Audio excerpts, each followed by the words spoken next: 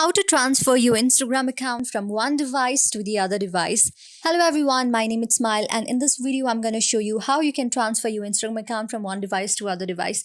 Make sure you install the latest version of Instagram account on your device. After that, simply open the Instagram account, and on the top right side you will see there are three vertical lines. So you can simply tap on the logout option, also log out your Instagram account, and then after logging out you can simply make sure that you know the login details like your ID, phone number, a password, and so that you can log into the other phone. After that, entering the login username, password, or the phone number, you can log into the other account. But by chance, if you don't know the password or anything, and you have made the Instagram account from your SIM, then you can simply take out the SIM from your old device and insert the SIM on your new device where you want to log into. By doing this, your Instagram account will be logged in on the device that you are already logged in on the old device, as well as you can also log in to your new device also, because by sending the code and etc you can log into the new device.